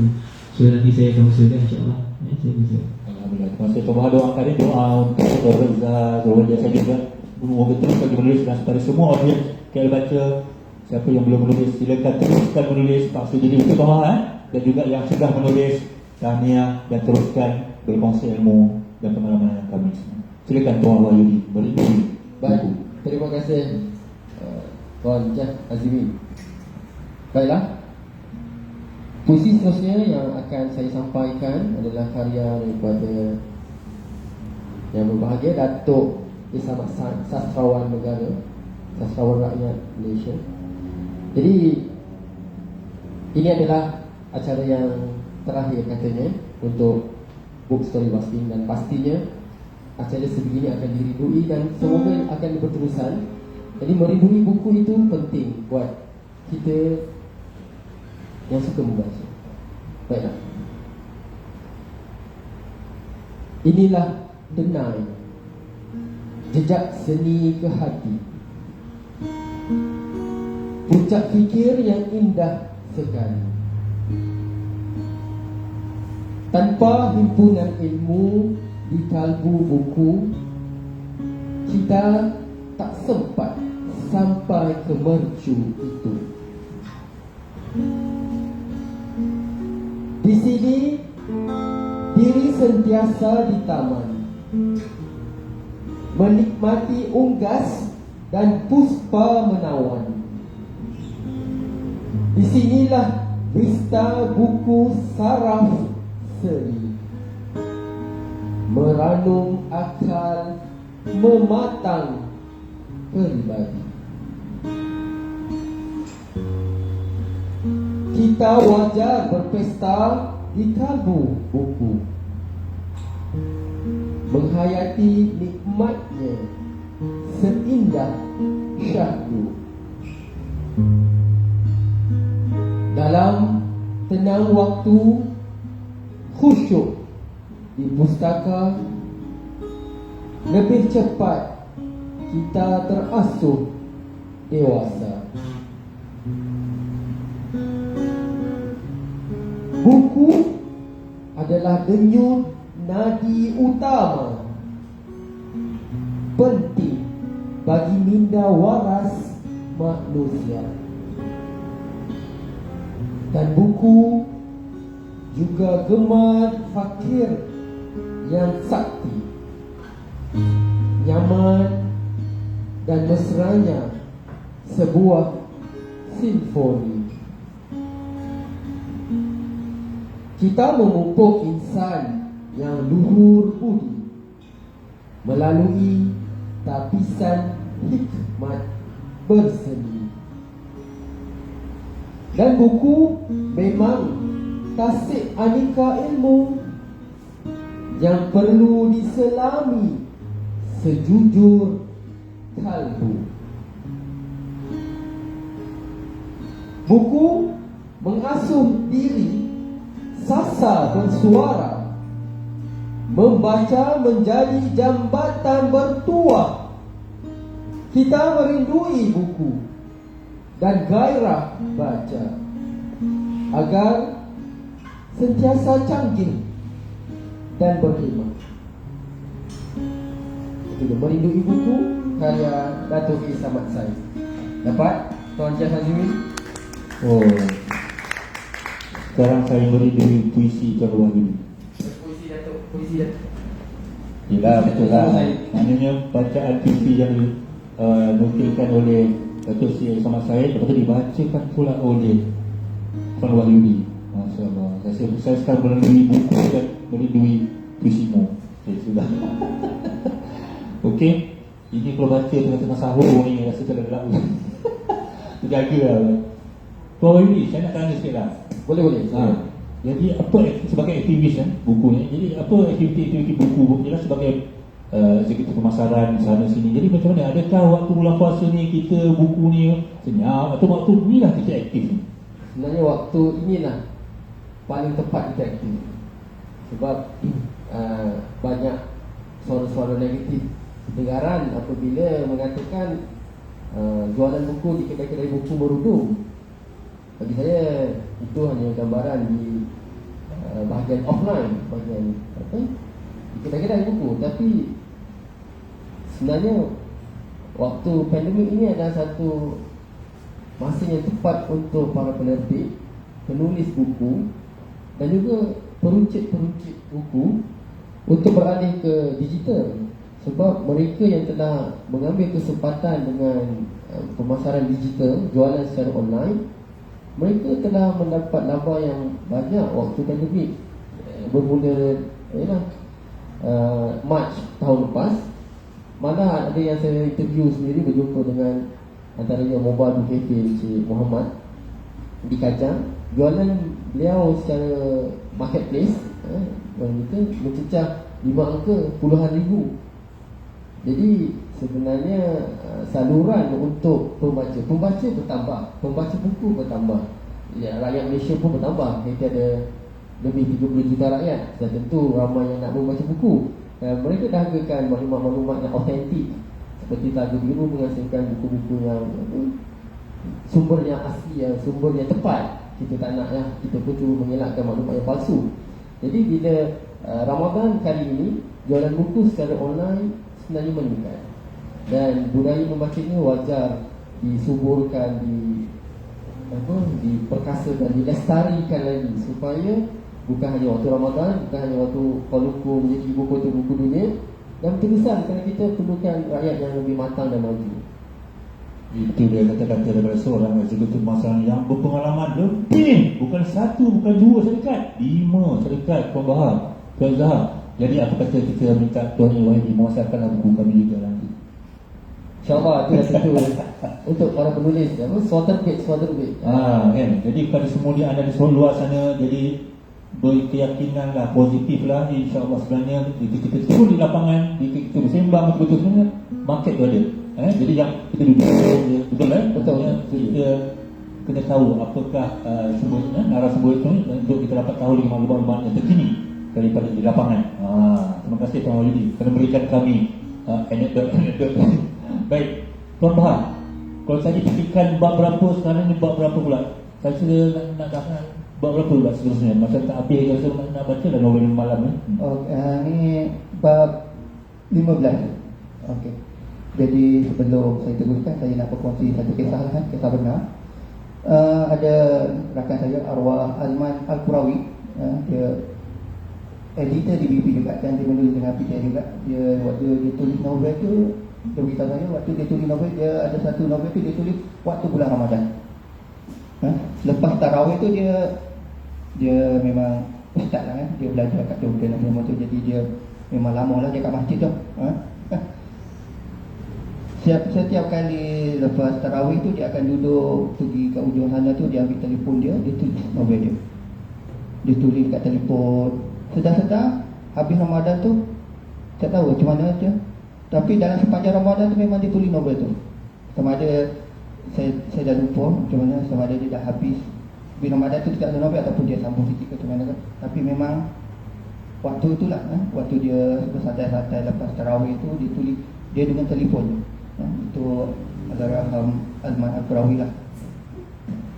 Itu yang dia beritahu saya. Dan jadi maknanya dalam bulan Ramadan ni sebenarnya kita ada peluang guna telefon tu kan boleh.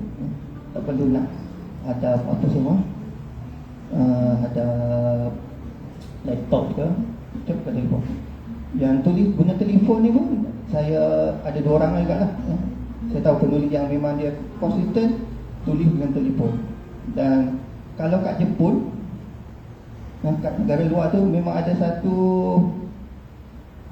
genre tu, mereka ada penulis-penulis yang menulis menggunakan telefon.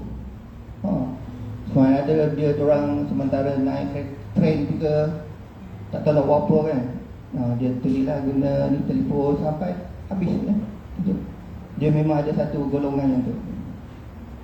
Saya tak tahu macam mana keseronokan dia tu memang, tapi saya ada juga tulis juga. Tapi tak adalah sekonsisten tu sebab jari saya kena besar. Jadi jari besar ni susah sikit. Tapi saya rasa memang betul. Sekarang ni pun mungkin dah jam 4 ke atas ni, orang dah boleh naik komuter KTM ataupun naik MRT kan. Jadi sila dah menulis dengan telefon anda. Jadi market kita sebenarnya bukan hanya di rumah, dan tidak ada alasan sekali-kali pun kita menulis dengan apa cara pun. Tapi yang penting adalah kita punya keinginan itu. Dan mungkin dengan Ramadan ni, bulan yang berkat ni, menghasilkan sesuatu yang berkat dan ada kelebihan. Jadi saya sambung Okey. Doa untuk aku. Doa untuk aku ni, mungkin ada orang tanya apa bezanya PTS yang ni antara dengan jejak tabiat nanti. Antara bezanya juga, kalau jejak doa untuk aku untuk PTS ni, bab dia sikit je, tapi dia panjang-panjang. Tapi untuk jejak tabiat ni, saya bahagikan je bab dia jadi banyak. Jadi pendek-pendek, lebih kurang 60 bab kot. Jadi 20 bab je jadi 60. Saya pecah-pecahkan lagi supaya jadi nanti terbit tu, kalau dia terbit tu nanti berita baru tu orang lebih relax baca lah. Okey, saya sambung baca untuk bab 14. Adli sedikit terkeliru fikirnya apabila doa seorang muslim kepada saudaranya yang jauh makbul, mengapa ia seperti tidak makbul pula kepada penduduk Palestin? Ada banyak sebab. Mungkin sebab yang datang daripada pemohon doa ataupun daripada si penerima doa. Tetapi dalam kes ini, saya lebih suka bercakap perihal si penerima doa. Begini, misalkan saya arahkan awak memberikan RM10 kepada seorang lelaki yang berbaju hitam di hujung sana tanpa pengetahuan orang yang berbaju hitam itu. Awak pun pergi, tapi sampai sahaja awak di hujung sana, awak tak nampak orang yang memakai baju hitam. Lalu awak kembalikan wang itu kepada saya. Sebenarnya orang yang berbaju hitam itu ada, tetapi pada waktu itu dia tidak memakai baju hitam, dia memakai baju putih. Begitulah juga ibaratnya dengan doa. Kita memohon kepada Allah memberikan kemenangan kepada penduduk di Palestin, tapi kita lihat pula keadaan penduduk di Palestin. Mereka memang dizalimi oleh Israel, tapi adakah mereka bersatu menentang tentera Israel? Mungkin ada antara mereka tidak bersatu bagi berjuang. Lalu doa kemenangan yang dikirakan tadi tidak berfungsi kerana tidak ada apa-apa yang tidak ditunaikan. Tiada pun perjuangan, tiada persatuan, malah berpecah. Seperti juga kita mendoakan seorang supaya menjadi kaya, tetapi orang itu langsung tak berusaha menjadi kaya, malah hanya tidur sepanjang masa. Jadi bagaimana doa itu mahu berfungsi?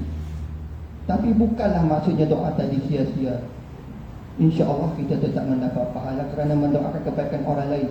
Allah juga yang lebih tahu. Kita manusia hanya mencari punca dan sebabnya sahaja. Jelas Jeffrey panjang lebar. Ali mengangguk-angguk. Fikirannya kini kembali tenang. Ternyata Jeffrey memberikan analogi yang mudah difaham. Ada apa-apa lagi yang awak tidak faham? Soal Jeffrey. Apa pula maksud orang yang memperbanyakkan berdoa pada saat lapang dan bahagia? Mengapa doa orang sebegini makbul?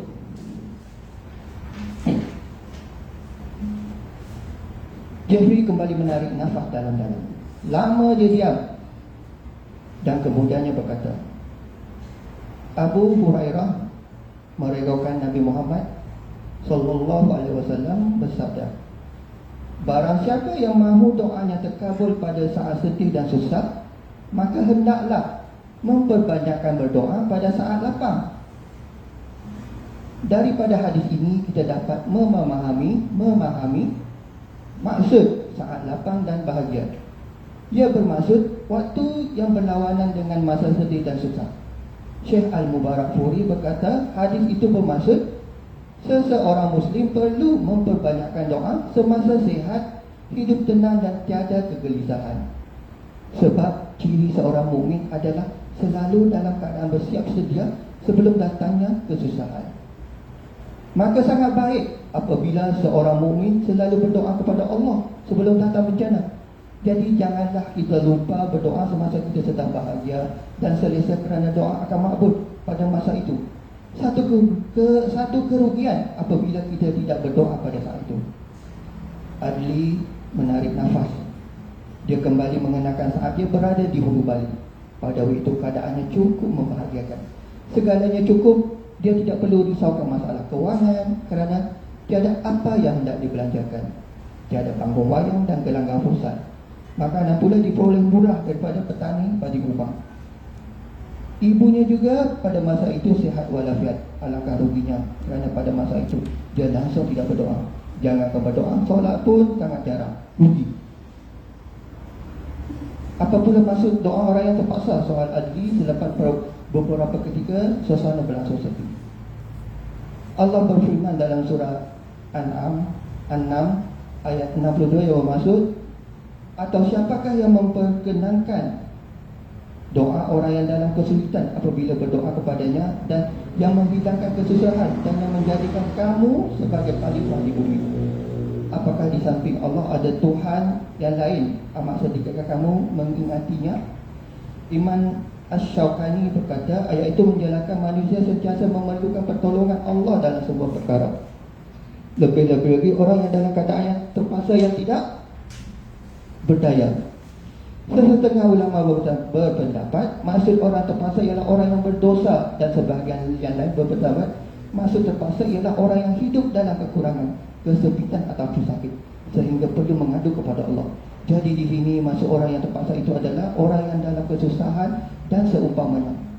Apabila kita berada dalam kesusahan, jangan pula kita gunakan jalan salah untuk membebaskan diri daripada kesusahan itu. Terus sahaja berdoa kepada Allah. Ini kerana apabila seseorang yang dalam kesusahan itu berdoa kepada Allah, dia akan tertolong berdoa dalam keadaan yang sangat ikhlas dengan Jeffrey. Ali mangkuk lagi, masih meramah-ramah tangan kanannya. Rasa pelik akibat kilasan Jeffrey masih mencucuk.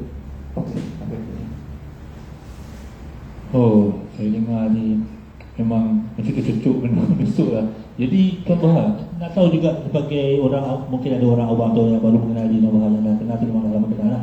Tapi untuk orang yang baru kenal Tuan Bahar ni sebenarnya bertugas di mana sebenarnya? Boleh cerita sikit? Sekarang saya bertugas di Makin. Dia pertubuhan Perhimpunan Islam Malaysia, NGO.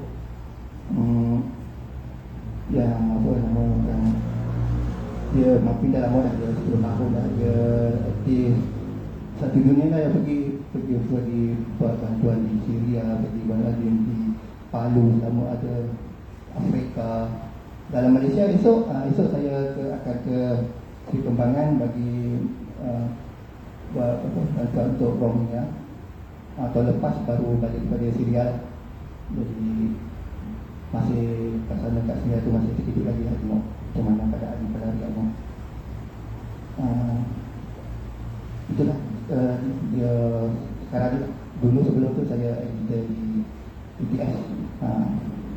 Jadi maksudnya masih ramai lagi komuniti Muslim yang masih tertindas yang kita perlu bantu lagi, yang perlu memperkasakan mereka, betul kan? Jadi saya teringat cerita pasal apa? Rohingya kan? Saya pernah jadi MC majlis Rohingya tu. Saya sebut Rohingya, lepas tu orang Rohingya sebelah saya marah. Rohingya, bunyi dia Rohingya. Kongsi Rohingya, ramai tu orang kongsi Rohingya tu. Saya ingat lagi. Jadi kepada semua saudara-saudara kita berada di luar sana, kita sama-sama bantu. Yang dekat juga kita jangan lupa, kita akan mungkin jiran sebelah rumah kita, kan? Jadi jauh kita bantu yang dekat kita, yang mampu kita mampu tolong. Terima kasih Tuan Bahar kerana bertugas di Mapim. Sebenarnya banyak aktiviti yang di Mapim saya terfahamkan juga. Infaknya memang sangat aktif di bawah tu Cikgu Azmi itu tuan guru yang hebat juga tu, Cikgu Azmi. Baik, kita dah dengarkan daripada Tuan Bahar, kemudian puisi daripada Tuan Wahyudi. Tapi ada satu lagi hutang tak habis ni. Nanti habis lah. Nanti lu baru kita baru start ni. Tadi saya kita baru acah-acah je, sekarang boleh betul. Acah-acah je. Kita dah betul lah. Ni betul-betul belum betul-betul bukan main ni sebab. Ini Tuan Izhar. Lagu apa dengan Angah saya? Angah ni dia bagus tak apa dia diam dia. Sebab diam dalam puasa ni, diam tu pun ibadah. Tidur pun ibadah. Jangan banyak tidur je lah. Gitu kan. Baik kena cakap. Tidak tidur tu je. Tapi saya punya Angah dia sebenarnya boleh tahan dengan mulut tapi saya mulut bulan puasa. Nanti lepas dibuka puasa iftar tu, jaga belanja saya di hotel buffet Ramadan sebentar lagi kan. Ya Allah. Allah amin, insya-Allah amin. Macam ni tak. Jadi Allah. Jadi Ramadan ini kami ni ada satu hutang di Ramadan ini. Mungkin Tuan Izhar ini berkongsi lagu sebenarnya story basket. Ya. Sebenarnya ni lagu baru, yang sangat-sangat baru. Saya sendiri pun rasa komentar juga nak buat lagu ni. Praktis pun tak sempat sangat. Tapi lagu ni ada baik daripada doa yang pada saya untuk konklusi kepada apa yang kita lakukan hari ini sangat baik. Sebab disebut dalam liriknya, Ya Allah ibadah kami terimalah, Ya Allah amalan kami redhakanlah, rahmatan pengubat rindu di hari bertemu denganmu, iaitu Allah Subhanahu Wa Taala. So kita harap apa yang kita buat ni jadi ibadah dan jadi amalan, dan Allah redha dengan apa yang kita lakukan hari ini kan? Sebab tak dapat benda yang paling besar dekat dunia ni adalah nak dapat redha Allah Subhanahu Wa Taala. Dia buatlah apa pun, menulis ke, menyanyi ke, bercakap ke, berjual beli ke, kalau ada redha Allah SWT semuanya selesai kan? So mudah-mudahan saya boleh nyanyi dengan baik tak tahu sebab ni adalah lagu baru, kita cuba usahakan insyaAllah. Nah, cuba lah.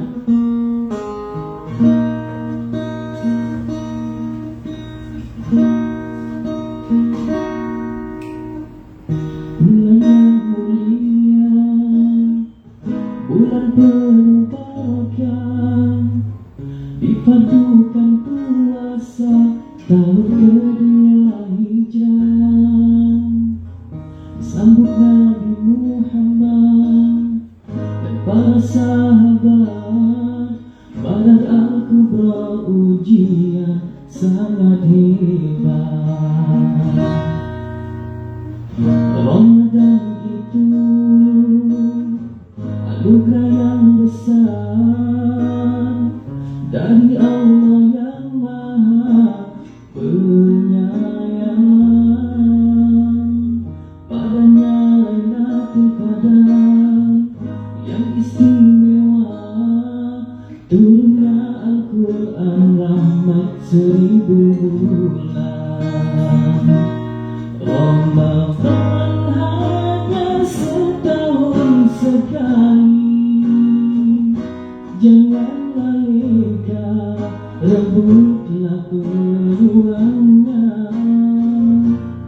Banyakkan sedekah, hidupkan malamnya. Mungkin ini Ramadan yang terakhir. Ya Allah ibadah kami terimalah, Ya Allah amalan kami redhakanlah, Ramadan pengubat rindu di hari bertemu denganmu. Ya Allah ibadah kami terimalah, Ya Allah amalan kami redhakanlah, Ramadan pengubat rindu di hari bertemu Tuhanku. Ramadan hanya setahun sekali, janganlah leka, rebutlah peluangnya. Banyakkan sedekah, hidupkan malamnya. Mungkin ini Ramadan yang terakhir.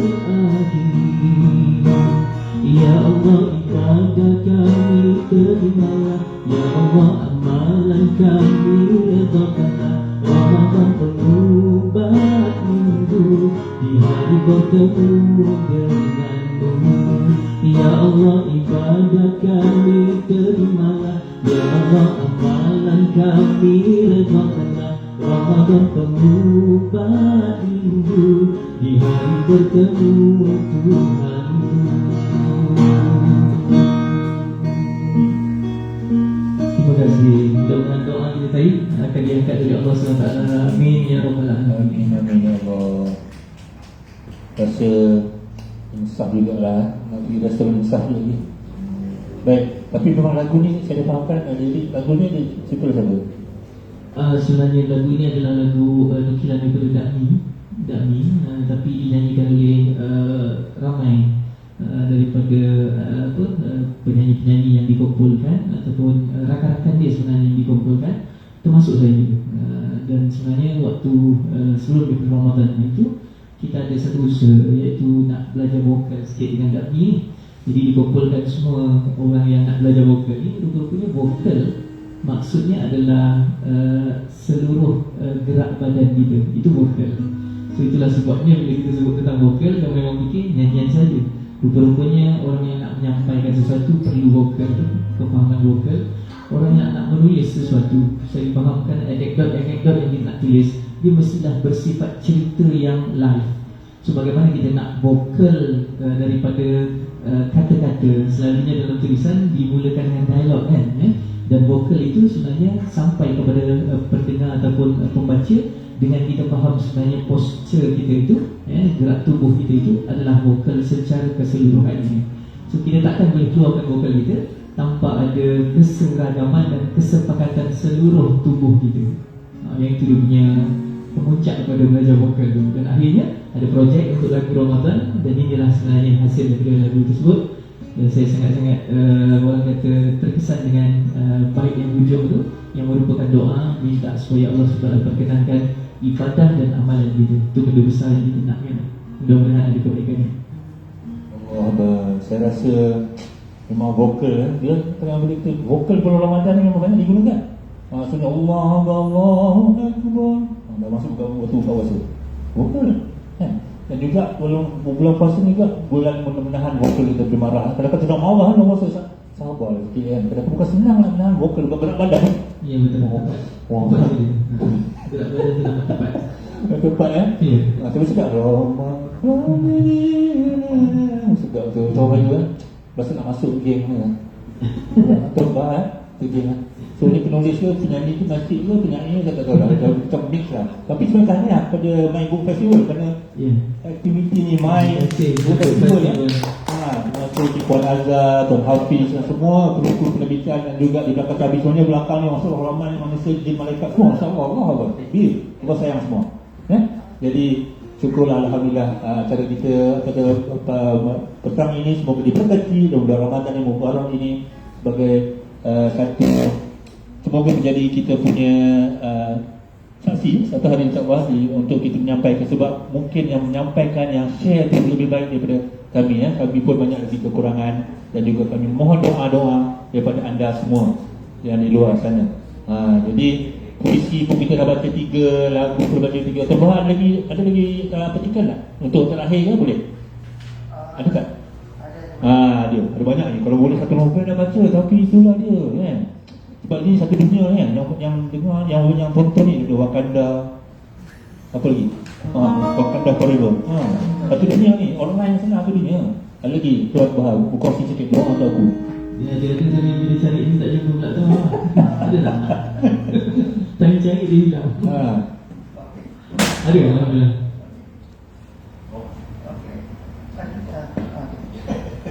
Malu lah pakai pastry ni kan. Dia dah lapar kan. Dah lapar sambil kumpul pun makan kan.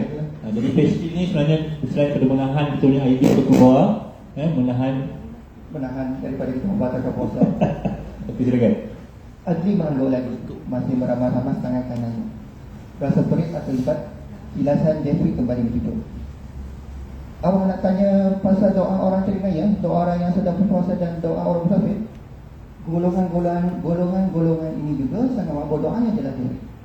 Adli hanya tersenyum lalu menggeleng. Baginya golongan yang lain itu tidak mendatangkan kesulitan bagi dia memahami maksudnya. Mana orang berpuasa dia faham, kerana dia juga tidak pernah meninggalkan puasa walaupun semasa di hulu balik. Ibunya sangat tegas dalam perkara itu. Cuma sekarang dia juga kesal kerana sangat jarang berdoa semasa dia sedang berpuasa. Perkenaan musafir pula, dia memahami masa musafir hanya beberapa bulan lepas juga melalui Jeffrey. Kata Jeffrey, apabila dia kembali ke hulu balik, dia sudah boleh dianggap musafir kerana jarak perjalanan dari Kochi ke sana melebihi 90 batu. Doa orang keinayanya juga dia fahami maksudnya. Doa orang yang ditindas dan ditekan hidupnya. Sekarang Adli rasa hidupnya belum lagi ditekan dan ditindas, cuma mungkin hidupnya agak tertekan. Mengapa awak tanya Hani? Bukankah tak boleh bertanya? Bukannya tak boleh bertanya, tetapi ia terlalu tiba-tiba. Awak ada apa masalah? Jeffrey kembali bertanya kepada Adli. Adli melemparkan senyuman dan menggeleng. Hanya 2 perkara itu sahaja yang mampu dia lakukan. Tidak mungkin dia hendak memberitahu perkara sebenar kepada Jeffrey. Nanti Jeffrey pula tergigih-gigih hendak menolongnya menjayakan misi mencari doa. Dia sudah tidak mahu menyusahkan Jeffrey seperti dahulu ketika dia mula-mula sampai ke Universiti Kuching. Itu saja. Alhamdulillah, syukur selesai dan juga kita punya story basking. Terima kasih Tuan Izzah Jumali di atas pindangan yang begitu syahdu sesuai dengan tema Ramadan hari ini. Jadi baru 5 Ramadan ya. Allah, jadi kita berkaitan bulan Ramadan dia ada lagi Tuan Wahyu. Jadi ada sikit terakhir kata-kata terakhir teringat dengan kata Tuan Wahyu sebab dia Wahyu ni, nama ni dia unik Wahyu Wahyu. Allah segan rasanya.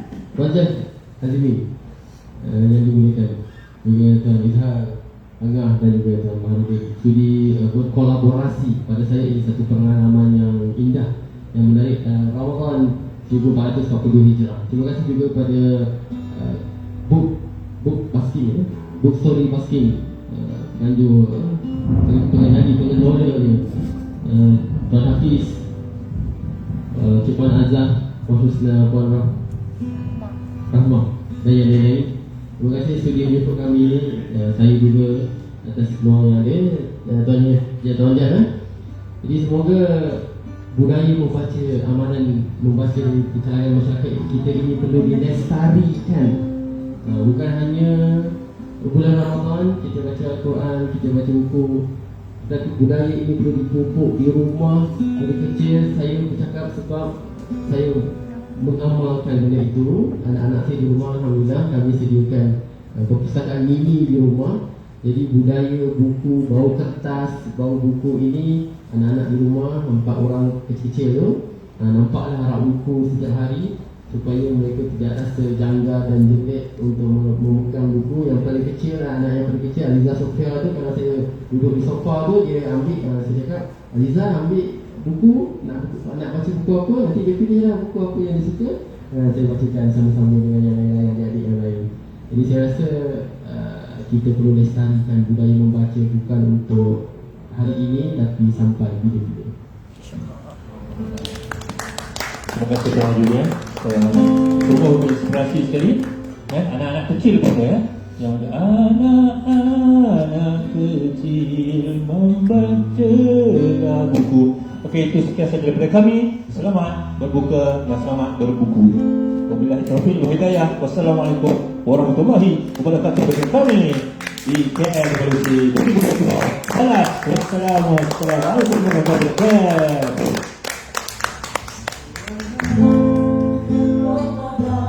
Kali ini penuh makna agar dapat ku lalui dengan sempurna.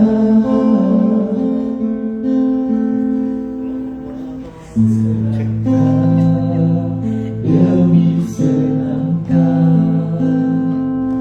setahun sudah pun berlalu,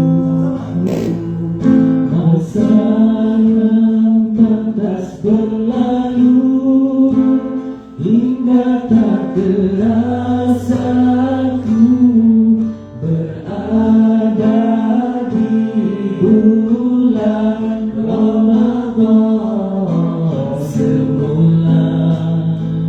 Ku mengharapkan Ramadan kali ini penuh makna agar dapat ku lalui dengan sempurna. Bersyukur pada